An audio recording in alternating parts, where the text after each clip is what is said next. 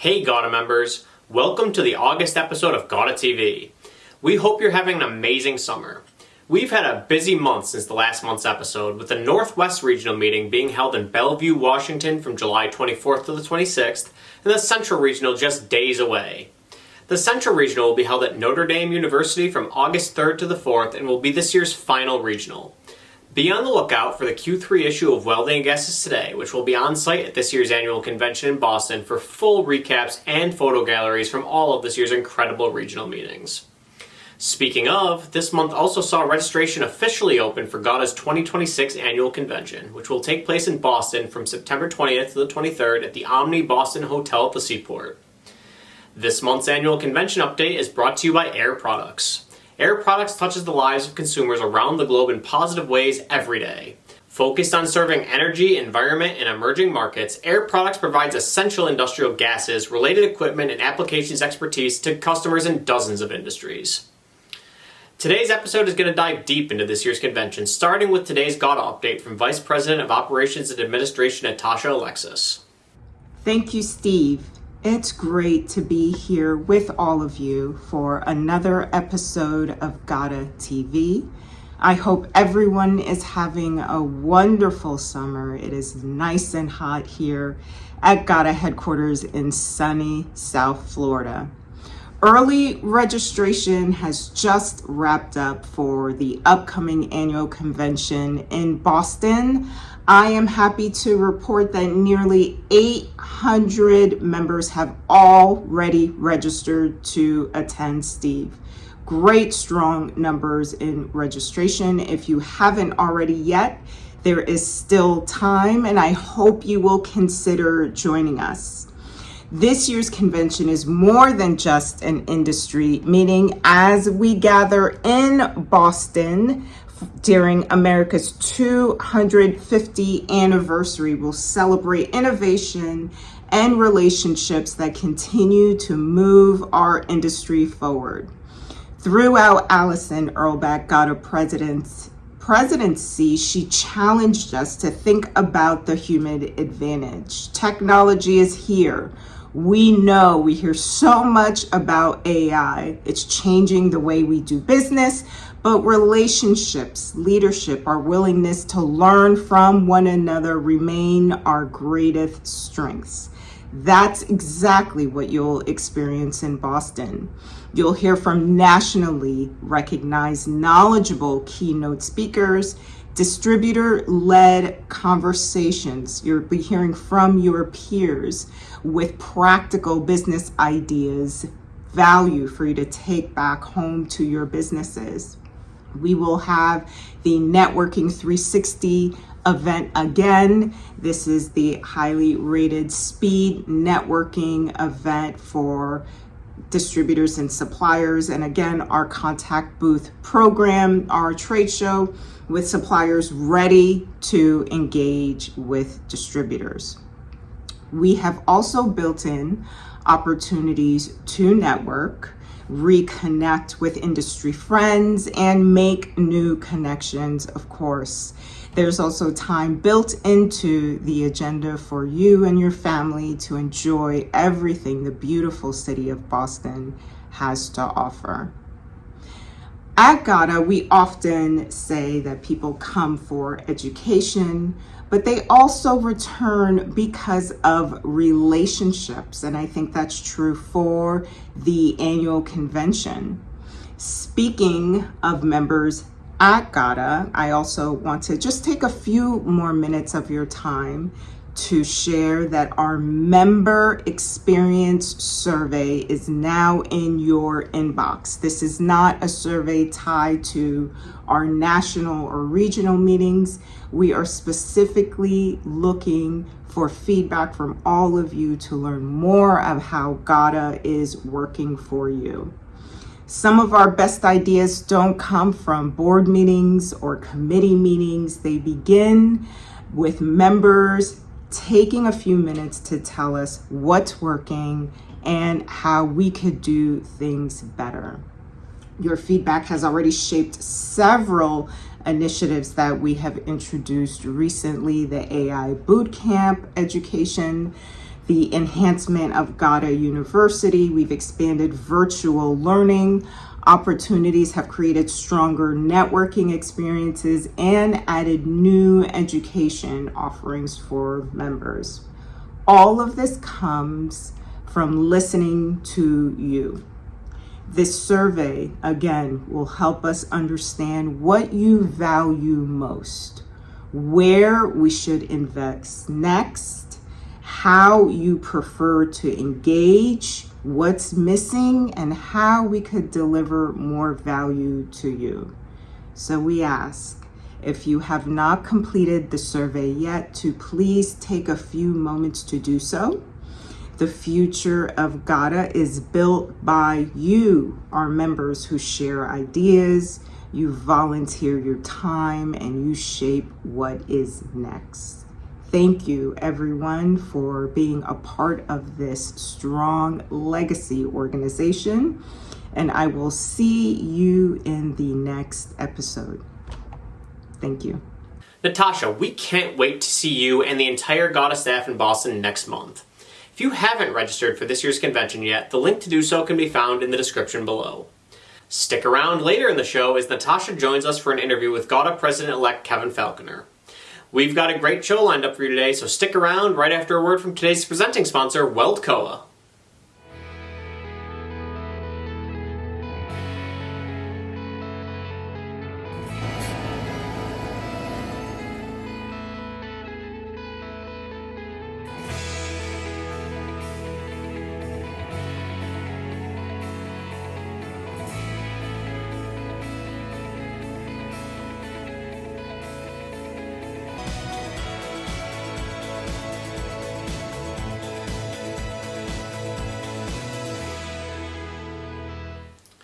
With registration open now for this year's annual convention in Boston, we're lucky enough to be joined next on the show today by GAWDA's 2026 President, Allison Earlbeck.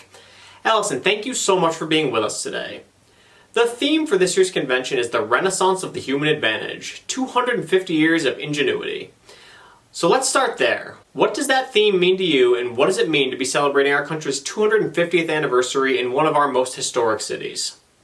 Absolutely. So we are going to be in Boston at a very exciting time. So we not only get to come together for our annual convention, but we basically get to be in America's birthplace at the 250th anniversary of our country. So with that, we began having conversations about what that means to us as GAWDA members. And our theme is going to lean into kind of continuing education related to the human advantage in the digital age. So once again, a celebration of the impact that people have on the United States and the mark that we've left as an industry in the 250 years of the United States.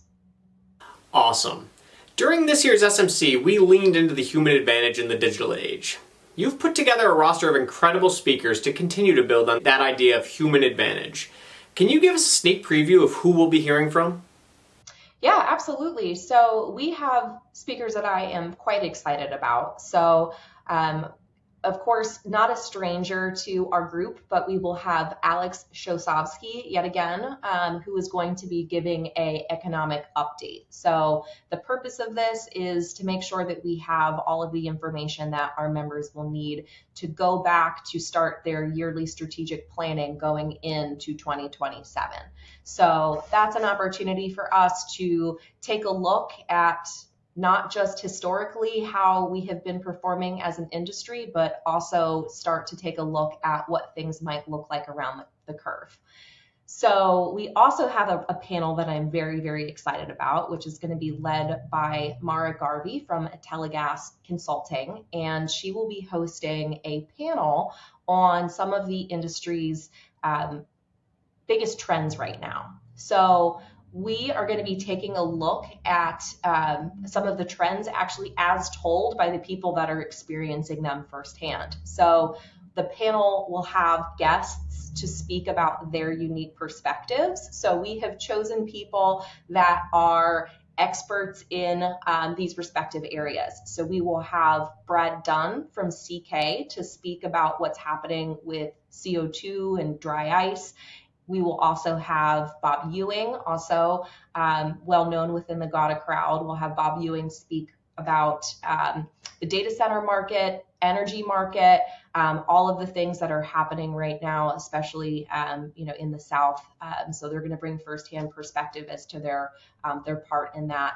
And we also are going to have Ron from Middlesex speak about the spec gas market. So these are all the markets that we know are growing, and there's a lot of activity. And this is going to be a really cool opportunity to hear not only the data about the growth and some of the market segments, that are moving, but we'll also be able to have some boots on the ground perspectives with some hard-won insights as to what that looks like.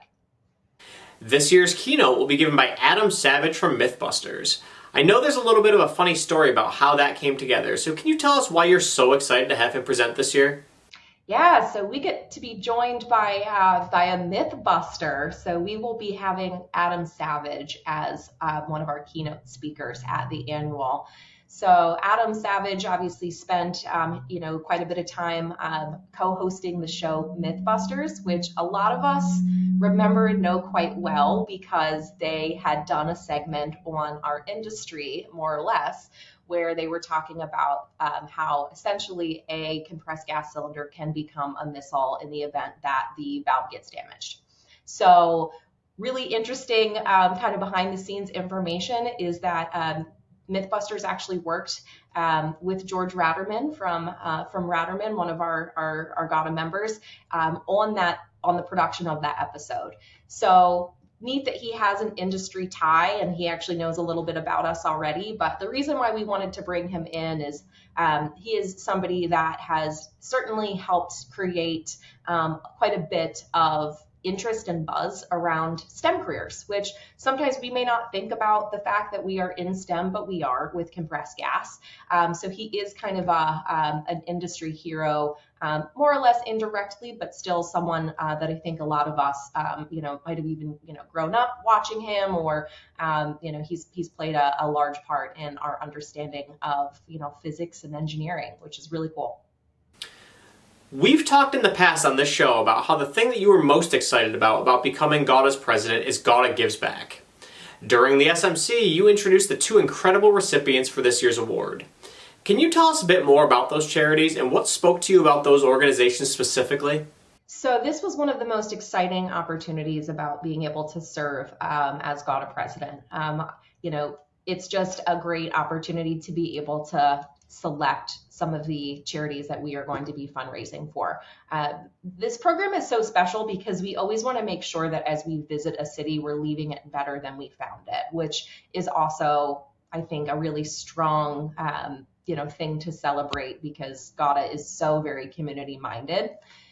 I was lucky enough to be able to make the selection for this year, and I chose two charities. We are going to be splitting the funds between the two. So the first one is Canines for Disabled Kids, which is a program that works to advocate for kids that are in need of a service animal. So what that can look like is different based off of the children's needs. So it could be that they need help finding their path to get the right service dog. They might need a scholarship. They might possibly need somebody to go in and speak to their community and speak to the schools to help prepare the students for what to expect when the service animal does come into the school with the child. But overall, they want to make sure that they are providing support services so that children are able to get this, life-changing and independence changing resource. So we are going to be, kind of celebrating the bond between service animals and the animals and the people that they serve. And we are also going to be raising funds for another charity that I'm very excited about, Second Chance Animal Rescue. They're an animal rescue, but they're a little bit different, and their mission really spoke to us because they are all about trying to keep pets with the people that love them. I think one of the common misconceptions that people have is that animals that end up in rescue are there because they might have been a victim of abuse or somebody may not have cared for them. But so often that's actually not the case, in the sense that taking care of an animal, especially one that might have an emergency medical need come up, can be incredibly costly. And so then people are left with a hard decision as to what to do with their pet. So animals are often, surrendered to rescues just because the animal might need, maybe a simple surgery or a medication or something like that. And people that are on fixed income can't afford it. So that's one piece of what they do, but also they work to provide temporary housing for animals when their humans that love them might need to go get some assistance. So they work with families that are in domestic violence situations where they will take care of the animals while that person goes and seeks, new shelter and provide, find safety. And they'll also work with veterans that are getting assistance as well. So two charities that are really all about the, kind of reciprocity between humans and animals and the bonds that we have and, the love that we have for them. So near and dear to my heart, and I'm really excited about them. That's amazing. Shifting gears for a second, once the business of convention is over and you've officially handed the baton off to Kevin, you'll have the opportunity to let your hair down a bit with an incredible party. What do we have going on with this year's farewell gala? Yeah, so we are going to have an awesome time. We are going to be headed to the Boston Science Museum. And with that, we are going to have liquid nitrogen ice cream, very cool, and on point for our association. And we are going to have full access to the entire museum. So we will get to see a variety of really cool exhibits, and it will allow everybody just to kind of run around and be kids and have fun, going to go check out a variety of different things, such as exhibits on AI and some of the upcoming technologies that we will actually be speaking about at our conference. I know there's a lot about convention that we didn't even have the chance to get into today, but is there anything else about the show that you're particularly excited to leave viewers with before we go? One of the things that I am really looking forward to is the Young Professionals event. So the Young Professionals have certainly gotten a reputation for putting on some tremendous events. And as part of that, we will be able to go and do a Tea Party reenactment, which is going to be super cool and a very unique experience to have while we're in Boston for America's 250th. So I'm super, super excited about that. But, as always, also looking forward to the 360 program, because that's a great opportunity for us to sit down and connect with suppliers and network, which is really the purpose of us all getting together. So the 360 is always a program that I get excited about because it introduces me to people that I might not have otherwise known that I would have a need to work with. So that's always a highlight for me, and I'm really looking forward to it. Allison, it seems like there's a lot to look forward to. We can't wait to experience it all in a little bit more than a month. Thank you so much for being with us today. Once again, if you haven't registered for this year's show, be sure to do so today using the link in the description below.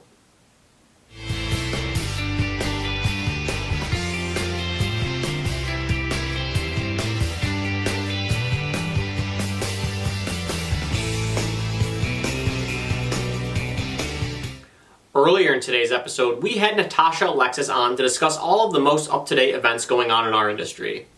If you saw Natasha's segment in the July episode, you saw her discuss the results of the SMC survey from this year's event in Oklahoma City. This month, we had Natasha and GAWDA's president-elect Kevin Falconer on to discuss how GAWDA puts that feedback into action. Natasha and Kevin, thank you so much for being with us today. In June, we all had the chance to meet in Chicago for the 2027 SMC planning meeting. One of the primary discussions at that meeting was the survey results from the event that just took place in Oklahoma City. So can we start off with just a high-level recap of what members had to say about that event? Happy to do so, Steve. So as we do with every national meeting, we send out a survey to get feedback from members to plan future meetings. And Steve, for the recent SMC survey in Oklahoma, we heard back from about 29 distributors and 22 suppliers, which we hope to increase in the future. But in terms of your company ROI, return on investment, in attending the SMC. From the distributor standpoint, 96% of distributors reported that they had excellent or good ROI, and 82% excellent or good ROI from attending. So yes, we're still providing this value to our members, which we're definitely excited about. Now, common themes in SMC highlights for distributors: networking. Time and time again, members attend meetings for those connections. This is a relationship driven organization. Content being second. And then new to GAWDA membership is this improved newcomer onboarding process, an initiative driven by our member services committee, connecting those new members of GAWDA and newcomers from established companies with kind of GAWDA veterans, we'll call them, to pair them up and introducing them to key people in the GAWDA community. Now, in terms of highlights from the supplier perspective, of course, the contact booth program, exhibiting on the show floor new products and services to have that moment with distributors, and some of the content that was delivered during our session. So some great key feedback there. Quickly want to highlight, Steve, as well, some different events and programs. Again, newcomers event across the board for distributor suppliers. For distributors, the WGW luncheon, GAWDA growth program. So creating this customized kind of event content or content for the women in the industry and the young emerging professionals. The peer-to-peer learning in those education sessions, hearing from peers, again, of value to distributors and suppliers across the board. And the welcome reception and dinner, a kind of casual environment where folks get to make additional connections as well. So great feedback that we got to put in front of the 2027 SMC Planning Committee. We love to hear from you, our members. Please take the opportunity to continue to provide feedback. And with that, Steve, I'll turn it back to you. Kevin, as Natasha just pointed out, we take a deep dive into these numbers. But with only 29 distributors and 22 suppliers, we're looking for a more representative sample for feedback. One of the things that we discussed was how do we get more feedback about the events? Can you share what we plan to do in that regard moving forward? Yeah, so at the next event, we're going to try and get real-time feedback. We're going to move back to paper. We're going to have physical surveys sitting on the tables during the business sessions. So after the business session, people will be able to, use those physical surveys to write down their thoughts, their ideas. And then we're also going to have QR codes. So you'll be able to scan a code, use the CVent app. So there's going to be many spaces and ways to try and get that real-time feedback while people are at the event, rather than trying to send just one survey out in the mail, maybe a couple weeks after, and it gets lost in the shuffle. People are always busy. So if we can get more real-time feedback on what people are experiencing right after that session, that'll be of value to us as we plan our next meetings, and then ultimately the association. So. Steve, if I could just piggyback off of that very quickly, just to take a deeper look into how the planning committee and each incoming president really looks at this and put this at the table at the SMC or annual convention planning committee meetings. So you'll see on the screen how we evaluated each of the keynote speakers that were decided for the last meeting in Oklahoma. Gene Marks, a small business consultant, presenting AI and different business strategies, rated highly. So this is the perspective that we got from those who completed the surveys we emailed. But as Kevin mentioned, we're going to have additional opportunities at the tables in the general session room, and those QR codes that our executive committee points to on the screens during the talk as well. So again, this feedback is important in bringing content that members want to hear in the future. Our members are nothing if not coachable. So assuming we get more feedback at the next event, what are the ways that we take that feedback and make decisions based off of it? Great question, Steve. So as we mentioned earlier, we put the survey results together, put it side by side, distributor perspective, supplier perspective, and put it in front of first our executive committee to ensure we're still on track in providing value to members, then to our board, then to future volunteers who are helping us plan, put together programs and content to provide to membership. We've also been working very closely with the Member Services Committee to, again, as they're engaging with different sectors in our membership to ensure we continue to provide value to membership.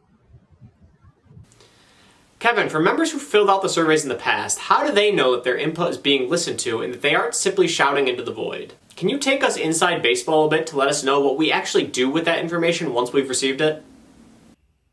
Yeah, that's a great question. I would say we always get conflicting results. I would say if we look at this past SMC, one of our highest breakout sessions rating wise was the how to lead a multi-generational workforce. But when we asked a topic of, a question of what topics do you want to see on stage, generational workforce issues was near the bottom. So we have to work with, what actually proved out on stage versus what people are actually calling for and try and find that balance. Again, one of the little inside baseball things to note is that the survey results aren't great. Actually, the results that we get are great. We use them. We can see what's highly rated, what's low rated, but we don't get a ton of feedback. This last one, as Natasha said earlier, 29 distributors out of the 250 plus that joined us in Oklahoma City filled out the survey versus 22 out of 450 suppliers. As we go to previous years, the numbers are higher, but not great. I think we had 40 distributors in 2025 and 60 distributors in 2024. And in the 60s for suppliers in both those years. So I think it's a small sample size. So we do have to take some of the results with a grain of salt and just work within some of the restrictions we have as an association, with the hotels and the spaces and things like that. It's interesting that you mentioned the restrictions that we're working with. Another inside baseball thing that Natasha, maybe you can walk us through, are the time constraints that we're up against. Yes. So as an industry, we partner with our sister organizations to create a calendar of events that makes it easy for all members who are part of this industry to attend all the events. So to do this, in addition to communicating frequently and giving a heads up on dates, we book events 4 to 5 years out. We do this not only to accommodate the travel conference meeting schedule for members, but to also get the best dates and the best rates for our events. So we are booked now through 2030. Now, this works well to secure best dates, locations, but as we get feedback from members, Steve, sometimes we're not able to immediately implement them. As we contract each meeting room space for specific dates and specific times, and hotels are working around our event and other books of business that they have to really customize each experience. So an example of this is Networking 360. There are some discussions to change maybe the time frame and the date of that, but we're locked in 2-3 years out. So we're locked in through 2029. So we're working with each hotel partner in advance to see where we can make amendments to our agreement. So that's kind of the back of the house perspective of how our meetings are planned so far in advance. Another area where we see kind of contradictory perspectives is from suppliers. Sometimes we hear the contact booth program is too long. Sometimes we hear the contact booth program is too short. So we have been working with member services committee to try to kind of nail down and get a deeper understanding of the needs of our suppliers and distributors as they're walking the show floors, and that kind of magic time frame. Is it 3 hours? Is it 4 hours? Do we need to extend it maybe longer? So these are some of the questions that are happening at the planning meeting level, the EC level, and the board level. Last question, Kevin. You'll take over as GAWDA president next month while we're in Boston. Do you have any last messages to leave viewers with before we go today? I think Natasha's made it plain that, we care about the feedback. We see the feedback. We make sure to share all of the feedback, and we try to act on it. Given the restraints, some of the restraints that Natasha just mentioned, we act on what we can. We try and do it in a timely manner. Some of those can happen quick. The new newcomers format that happened between an annual and a SMC. So that was a short runway where we took feedback and we made a change. And we're still tweaking it. We tweaked it in between meetings up until what it is now. And I think now it's just, as Natasha said earlier too, it's one of our standout events. But we can't do that stuff if we don't get the feedback. And the more feedback, the better. Not all feedback is good, but if we don't hear it, we can't change it. So that would be my message. Perfect. If you filled out the surveys in the past, we see you and we appreciate you. Please continue to do so. If you haven't filled out the surveys in the past, we'd love to hear from you. All of your feedback is read and considered, whether it's good, bad, or otherwise. So please help us continue to raise the bar on these events. Kevin and Natasha, thank you so much for being with us today.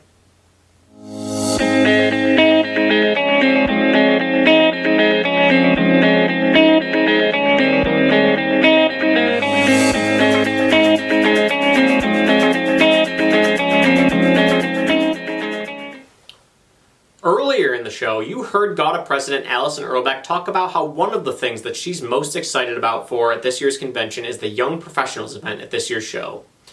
Joining us next on the show today are the co-chairs of GAWDA's Young Professionals Committee, Andy Riordan and newly minted co-chair of the committee, Lexi McDermott. Lexi, let's start there. You'll officially be introduced in Boston, but you've already started working as the co-chair. So can you tell us about your experience so far? Yeah. Officially, it will be announced in Boston. On the back end, I've been pulled into things, which is great. Thankfully, Marie has moved on to the board, so I was able to step into her chair a little in between terms. But I've been on the Young Professional Committee for 5 or 6 years now. I've done a couple different task forces with the LinkedIn and the peer mentorship. So I'm just excited to continue moving in with the leadership positions within the YP. You've certainly got some big shoes to fill in the committee, because as we all know, Marie is a force of nature. Andy, you worked with Marie for a long time as your co-chair. Is there anything that you can tell us about her term and what it's been like to mentor Lexi along in this new role so far? Yeah, first of all, I want to thank Marie for all of her commitment and time and volunteering for the young professionals. Even before she was co-chair, she was instrumental in a lot of our events and everything that have helped get the young professionals to where they are today. So it was a blast being co-chair with her, and the board and the rest of GAWDA is very lucky to have her in her new role. So yeah, it just couldn't be where we're at today without her. And it's been fun, helping bring the next people along as well as part of that. One of the things that we've tried to put in place is finding that next person to take your place after you're done as co-chair. And we had identified Lexi as Marie's replacement when Marie was appointed as co-chair. And so it was just a very easy, natural transition for Lexi taking over when she left. I want to talk about the event that will be taking place at the convention, but before we get to that, Andy and Marie, you guys were instrumental, and Lexi, you helped execute the vision of increasing the young professionals' presence at GAWDA events. Not just at the national meetings, but at the regional level as well. What have you guys done to date on that front, and what was the goal behind it? It's been really awesome to see all of the GAWDA members start sending more and more young professionals to the in-person events specifically. But we started doing GAWDA growth workshops. And really that's just playing on what GAWDA and the regional events are already doing, but very focused on growth, both personal and professional. And those can be games, guest speakers, educational sessions, lunch and learns, anything like that. And it's really meant to develop the growth within your professional career. That brings us to this year's annual convention in Boston. It's obviously a special time to be in Boston as we celebrate our 250th anniversary as a country. You guys, together with the Women of Gas and Welding Committee, have a really patriotic 250th themed event planned. Can you tell us a little bit more about that event? Yeah, first of all, I want to thank the WDW for their partnering with us as usual on the annual event that we're planning. We've done this for a few years now, and it's been, super successful. They're fantastic, and they help draw a lot of people as well to it. This event in Boston, we're really excited about. Like I said, we're partnering with them again. We're going to start with lunch at Legal Seafoods at 12:30, which should be fantastic and delicious. Never been there, but I know personally I'm very excited to try out the menu there. From there, we'll move over to the Boston Tea Party Museum, where you can tour the museum and participate in the reenactment and all that fun stuff. It is a fairly small place, so it will happen in stages that people can go through it, but we have plenty of tickets for everybody to get to experience it. And when you're not going through the museum, we've got a couple of drink tickets included, so you can enjoy a couple beverages in the room right off of that, and enjoy the view of the harbor and the beautiful scenery that Boston has to offer. On the convention website, it seems like you can buy tickets just for the lunch or just for the reenactment if you can't attend the entire event. Is that correct? Yeah, so you can come to just the lunch. You can come to just the Tea Party Museum, where you can save a little money and do both.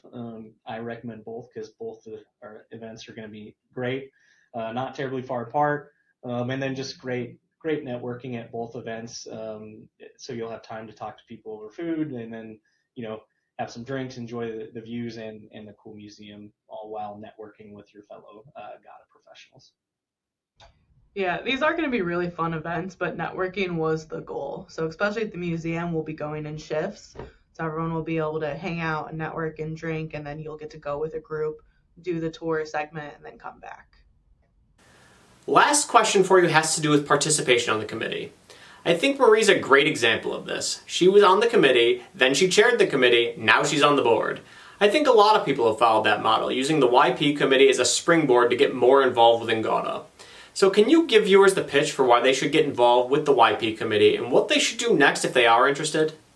So again, GAWDA is based on volunteers, and we wouldn't be anything without the volunteers that help participate. And one of the things that I've had the joy of being part of is, watching people start with the YPs and then, like you said, springboard into other parts of the GAWDA organization, whether that be another committee or onto the board, getting involved in helping planning events and all that fun stuff. But one of the most important parts of this is getting to meet people, interact with other people, network with them, get to understand people's experiences and their viewpoints on things, participate in, the lunch and learns that we talked about, GAWDA growth workshops, our peer-to-peer networking events, where, you get in small groups and you get to talk to other people. And it has helped me a ton with my career development. So I know that Marie would say this as well, that, she wouldn't be where she is probably without being a part of the YP. So I think, we look at it as a way to prepare yourself both for your personal career in your participation in GAWDA. Yeah, I joined the industry about 6 years ago, and I jumped onto the YP committee almost immediately. And that's why I'm so passionate about it, is that they really helped me branch into the entire GAWDA association and get to meet so many people, and very welcoming of the newcomers. And it is built to help them understand GAWDA and the industry better so that they can move on to other events and be beneficial and continue to grow within their professions and the GAWDA association itself. If you're watching this and you're interested in signing up for the event, you can do that through the convention registration site, which can be found in the description below. Is there anything else that you wanted to mention before we go today? Follow us on LinkedIn, the GAWDA Young Professional Committee. A group of us get together pretty regularly to create posts for that. A lot of it's educational, but a lot of it is just what's coming up, what's next for GAWDA, young professional events.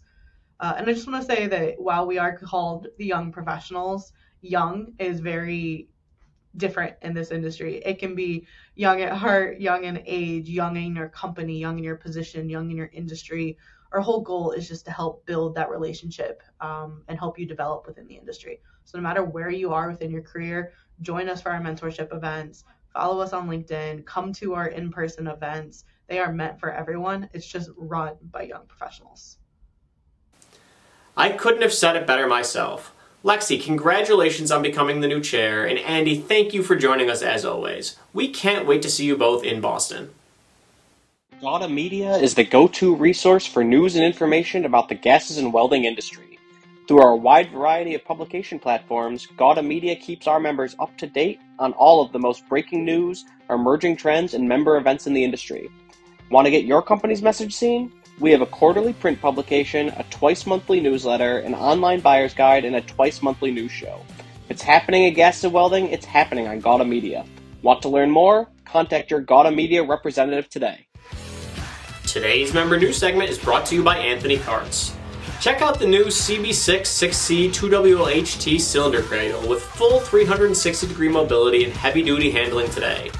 This cradle is a rugged and highly maneuverable solution for transporting and storing industrial gas cylinders with ease. Whether you're operating in a fabrication shop, gas distribution center, or field service operation, the CB6 6C 2WLHT offers unmatched versatility and strength. Learn more or request a quote at Anthony's website today, www.anthonycarts.com. We begin today's member news segment with some sad news. GAWDA extends its condolences to the friends and family of David Kaplan, who passed away on June 20th at the age of 84. Dave was the former executive vice president of Indiana Oxygen Company and a mainstay within GAWDA. According to IOC Executive Chairman Wally Brandt, Dave Kaplan was a lifesaver to me when I was a fresh 35-year-old CEO during the horrible recession of the 1980s. His financial expertise helped guide Indiana Oxygen from trouble to prosperity. He was also a dear personal friend of mine. Many veteran GAWDA members will remember dancing with his wife Kathy at AC galas. He will be missed by all who knew him. In happier news, GAWDA announced the launch of a 12-month live webinar series with Kingo AI that will allow GAWDA members and their staff to unlock practical AI use cases, stay ahead of new capabilities, and build more effective ways of working month after month. With a new topic each month, these live sessions will be built around everyday use cases. For more information, click the link in the description below. CK Supply was named a top workplace in St. Louis for the 5th consecutive year by the St. Louis Post-Dispatch. Hahn Welding Supply was recognized as Business Partnership of the Year by MACNY, the Manufacturers Association of Central New York. Washington Alloy welcomed Troy Saylor as its new Director of Sales and Strategy. AOC Gases announced that after 4 years of planning, engineering, and construction, it put into operation its new air separation plant with the capacity to produce 150 tons of oxygen, nitrogen, and argon every day. Registration is open now for IBDEA's Nashville Networking event, which will take place on September 30th at Martin's Barbecue Joint in Nashville, Tennessee. Airgas opened its new La Crosse, Wisconsin retail branch. Kindrel Devices announced the acquisition of Solenoid Solutions, expanding its product range and strengthening its position in key markets. Meredith Gas Partners expanded its Denver presence with its acquisition of Hyco Distributing of Colorado. AirLife Gases announced that it had signed a definitive agreement to acquire a controlling stake in GNG, a US-based helium gathering, processing, and liquefaction infrastructure company. Enerpac Tool Group will acquire SFE Group. Welders Supply and Gases celebrated the grand opening of its Elizabethtown, Kentucky branch. WeldChip announced Noah Greason as new sales manager. And finally, Ilmo Products Company welcomed Ben Millette as its new welding technical specialist and certified welding inspector. To learn more about any of these member news items or to submit member news of your own, read the complete August 1st issue of the GAWDA Connection in your email inbox today or by clicking the link in the description below. And that's our show for this month. Once again, registration is open now for the 2026 GAWDA Annual Convention in Boston. When you're registering, make sure that you register for all of the events that need pre-registration, including the Contact Booth program if you want to exhibit, the Networking 360 program, and the YPWGW networking event. We can't wait to see you all again in Boston in a little bit more than a month. Until next time, for all of us here at GAWDA TV, this is Steve Guillermo signing off.